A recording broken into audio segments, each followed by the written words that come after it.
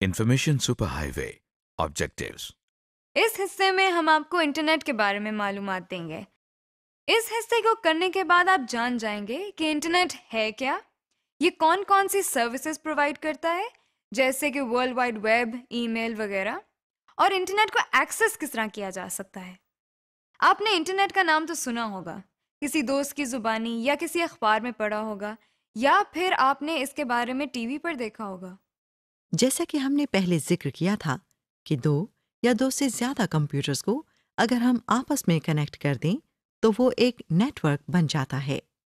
ایک net work میں موجود کمپیوٹر آپس میں بات کر سکتے ہیں، یعنی اپنا ڈیٹا اور انفارمیشن شیئر کر سکتے ہیں۔ جب ہم مختلف نیٹ ورکس کو آپس میں کنیکٹ کرتے ہیں تو اس کو انٹر نیٹ ورکنگ کہا جاتا ہے۔ اس اصطلاح کو عام زبان میں انٹرنیٹ کہا جاتا ہے۔ اس طرح انٹرنیٹ کے ذریعے دنیا کے مختلف ممالک میں موجود لاکھوں بلکہ کروڑوں کمپیوٹرز آپس میں کنیکٹڈ ہیں اور آپس میں انفارمیشن شیئر کرتے ہیں۔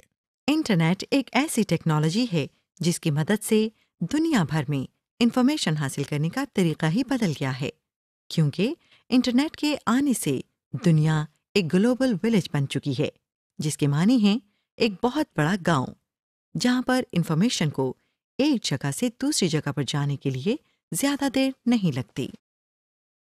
آپ یقیناً سوچ رہے ہوں گے کہ آپ کے گھر پڑا کمپیوٹر جاپان میں پڑے کمپیوٹر کے ساتھ کس طرح انفارمیشن حاصل کر سکتا ہے، یا اس کو کس طرح کنیکٹ کر سکتا ہے۔ دراصل سارے کمپیوٹرز کو کنیکٹ کرنے کے لیے ٹیلی فون نیٹ ورک اور سیٹلائٹ نیٹ ورک کا سہارا لیا جاتا ہے۔ جس طرح دو لوگ آپس میں فون پہ بات کرتے ہیں، اسی طرح دو کمپیوٹرز ٹیلی فون لائن کے ذریعے آپس میں انفارمیشن شیئر کرتے ہیں۔ لیکن آپ یہ سوچ رہے ہوں گے کہ انٹرنیٹ کس کی ملکیت ہے، اسے کون چلاتا ہے؟ اس کا جواب یہ ہے کہ یہ نیٹ ورک نہ تو کسی کی ملکیت ہے اور نہ ہی کوئی مخصوص آرگنائزیشن یا ملک اس کو چلاتا ہے۔ مختلف لوگوں نے اپنے اپنے کمپیوٹرز پر مختلف قسم کی انفارمیشن محفوظ کی ہوتی ہے۔ اگر وہ چاہیں تو وہ یہ انفارمیشن انٹرنیٹ سے کنیکٹڈ ہر شخص سے شیئر کر سکتے ہیں۔ اب سوال یہ پیدا ہوتا ہے کہ انٹرنیٹ کیسے ایکسیس کیا جائے۔ انٹرنیٹ تک پہنچنے کے لیے انٹرنیٹ سروس پرووائڈرز موجود ہیں۔ انٹرنیٹ سروس پرووائڈرز یا ISP ان کمپنیز یا آرگنائزیشنز کا نام ہے جو صارفین سے فیس لے کر انہیں انٹرنیٹ سے کنیکشن کی سہولت فراہم کرتے ہیں۔ یہ ہر وقت انٹرنیٹ سے کنیکٹڈ رہتے ہیں۔ جو بھی انٹرنیٹ سے کنیکٹ ہونا چاہے وہ اپنے لوکل انٹرنیٹ سروس پرووائڈر سے کنیکٹ ہو جاتا ہے اور اس طرح پورا انٹرنیٹ اس کی ایکسس میں آ جاتا ہے۔ Services on internet. جیسا کہ آپ نے دیکھا، انٹرنیٹ ہمیں انفارمیشن شیئر اور ٹرانسفر کرنے کی سہولت فراہم کرتا ہے۔ اس کی مثال سڑکوں کے جال کی مانند ہے۔ جس طرح ہمیں سڑک کی وجہ سے بس اور وینز کی سروس پرووائڈ ہوتی ہے، اسی طرح انٹرنیٹ کی وجہ سے ہمیں مختلف سہولیات میسر ہیں، جیسے کہ ورلڈ وائڈ ویب اور ای میلز وغیرہ۔ World wide web. ویب کے معنی جال کے ہیں۔ یہ ایک انفارمیشن کا جال ہے۔ اس کو 1989 میں ایک فزسسٹ ٹم برنر لی نے ایجاد کیا تھا۔ اس وقت وہ صرف یہی چاہتا تھا کہ سائنٹیفک کمیونٹی آپس میں ایک دوسرے کے ساتھ معلومات شیئر کرے۔ وقت کے ساتھ ساتھ اس کے آئیڈیا نے اتنا زور پکڑا کہ اب یہ انفارمیشن شیئر اور ٹرانسفر کرنے کا بہترین ذریعہ ہے۔ ورلڈ وائڈ ویب بہت سارے ویب پیجز کا مجموعہ ہے۔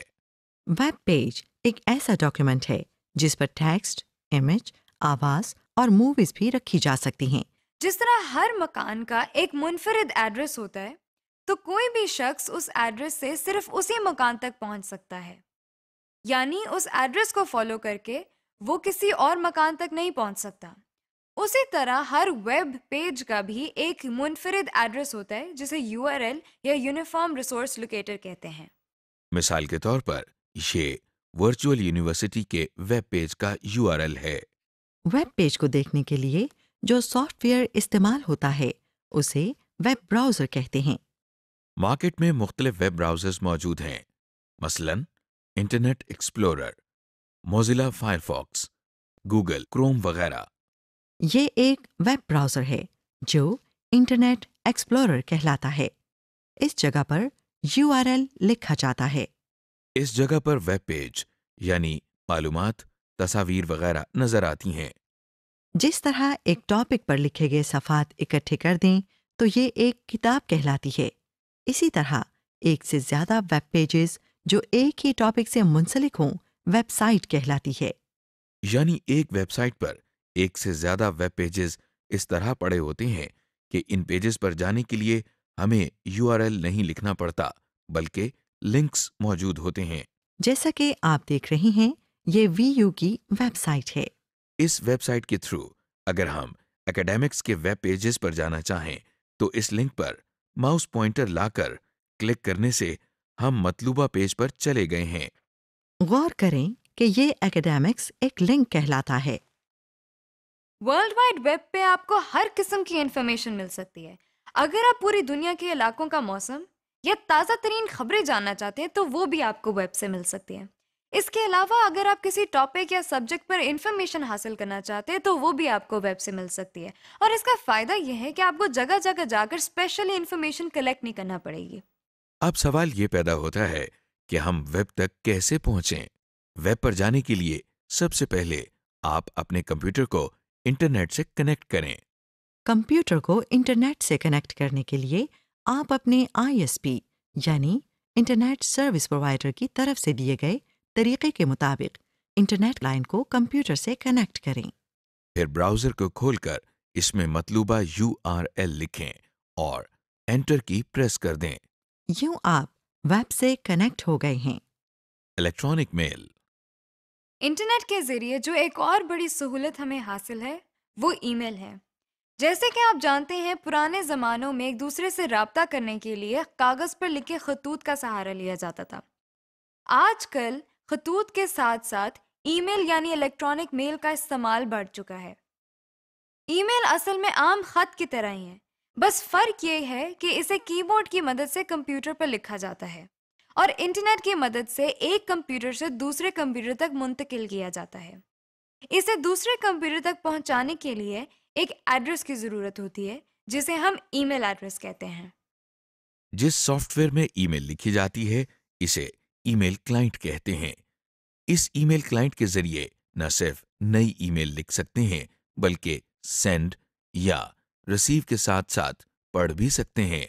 ای میل کی ڈیلیوری کا پروسیجر عام میل کی طرح ہی ہوتا ہے، یعنی خطوط ایک لیٹر باکس سے کلیکٹ کر کے پوسٹ آفس تک پہنچائے جاتے ہیں اور وہاں سے دیے گئے ایڈریس تک ڈیلیور کیے جاتے ہیں۔ ای میل بھی آپ کے کمپیوٹر لیٹر باکس سے انٹرنیٹ کے پوسٹ آفس تک جاتی ہے اور وہاں سے اس شخص کے لیٹر باکس میں جاتی ہے جسے وہ ایڈریس کی گئی ہو۔ وہ شخص جب چاہے کمپیوٹر لیٹر باکس سے اس ای میل کو ریسیو یا حاصل کر سکتا ہے۔ اسے اس بات کا ڈر نہیں ہوتا ہے کہ کوئی اور شخص اس کی ای میل پڑھ لے گا، کیونکہ ای میل کو ایکسس کرنے کے لیے ایک پاس ورڈ کی ضرورت ہوتی ہے، یعنی ایک ایسا خفیہ لفظ جس کو استعمال کر کے آپ یہ بات ثابت کر سکیں کہ یہ آپ کا لیٹر باکس ہے۔ یہ بالکل ایسے ہی ہے جیسے آپ کسی پوسٹ آفس میں ایک پوسٹ باکس لیتے ہیں۔ پوسٹ آفس والے اس کی چابی آپ کو دے دیتے ہیں۔ اس چابی کی وجہ سے یہ پوسٹ باکس آپ کے علاوہ کوئی اور نہیں کھول سکتا۔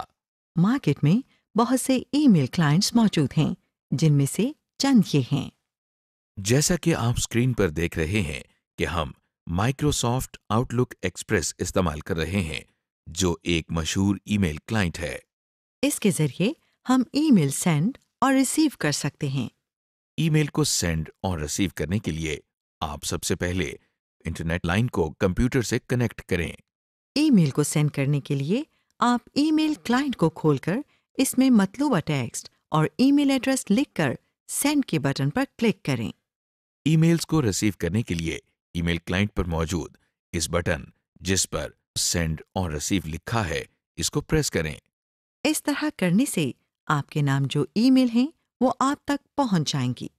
سمری۔ اس حصے میں ہم نے آپ کو انٹرنیٹ، ویب اور ای میل کے بارے میں بتایا۔ اس میں آپ نے یہ بھی جانا کہ انٹرنیٹ بہت سے کمپیوٹرز کا نیٹ ورک ہے جو کہ ٹیلی فون اور سیٹلائٹ کی مدد سے قائم ہے۔